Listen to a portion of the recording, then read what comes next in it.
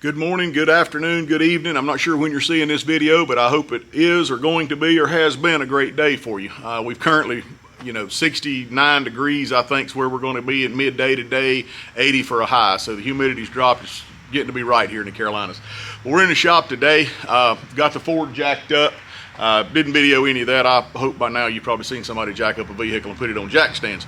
But what we're doing today, I'm going to do some upgrades on the wheels. I still want to keep those steel wheels. If you'll go back in a previous video, I think I mentioned, my dad actually took the 8-inch wheels that came on this thing back in his racing days. Some friends of his down in Spartanburg made a piece, and they actually turned these wheels in a lathe and expanded them out to 10.5 inches wide. In our area here, nobody was doing anything like that except in the racing community, and he wanted a set of wide wheels on his truck, and at that time you just couldn't buy them.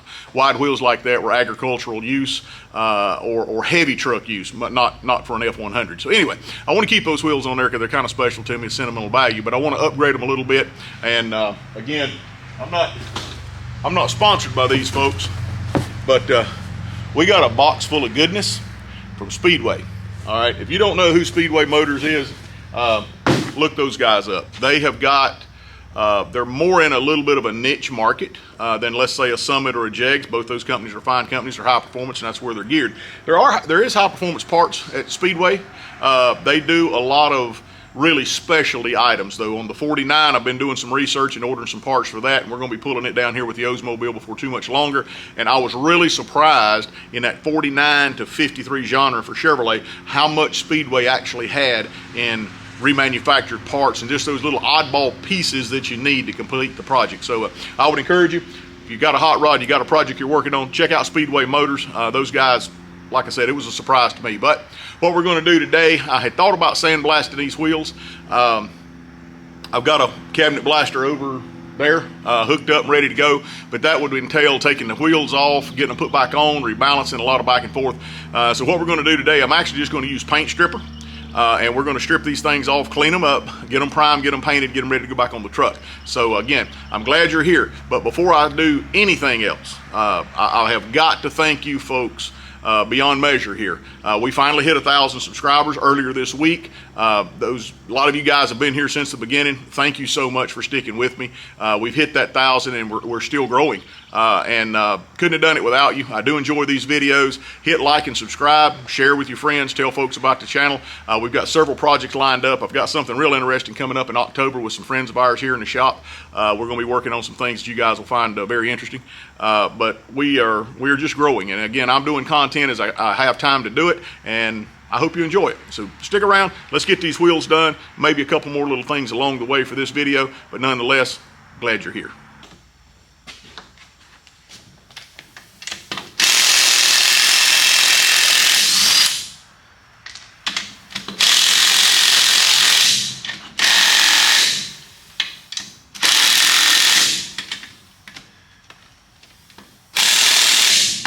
Well, that doesn't have enough backbone.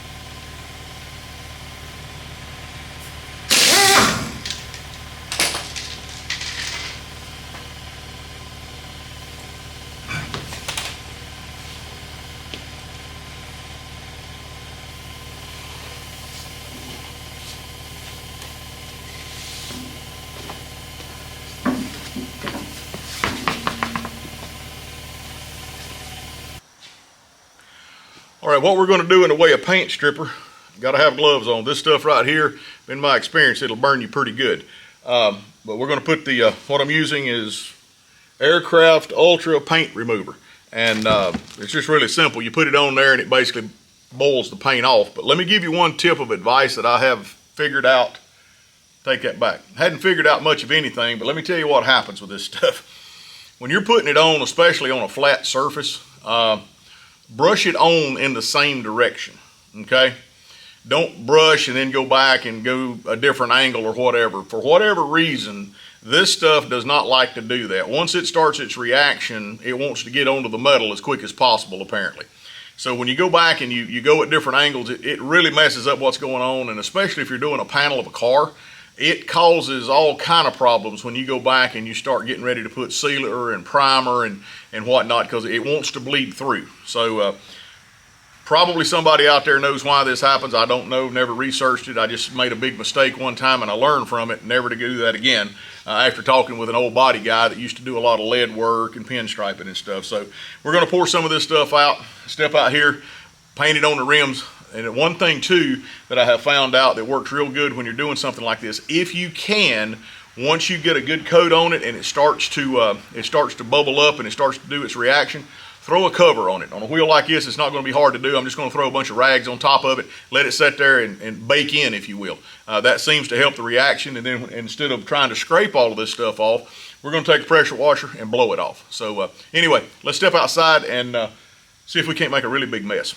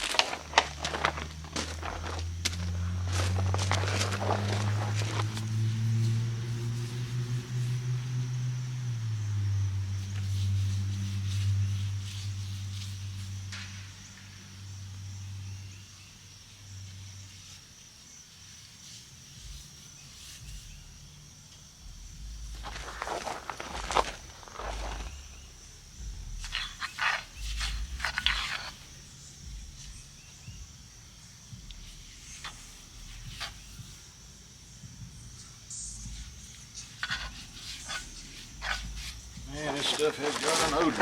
Whew.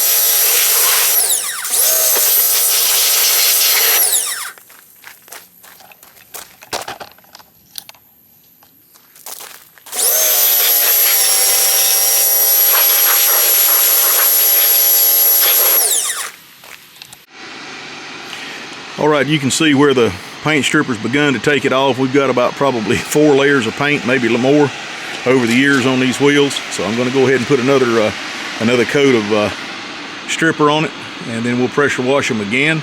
The noise you hear is a fan I've got set up to kind of get some air across it and then try to evaporate some of the water that's gathered on it. So we're going to put another coat of stripper and let it set for a while. We'll come back and do the blasting again, see what happens.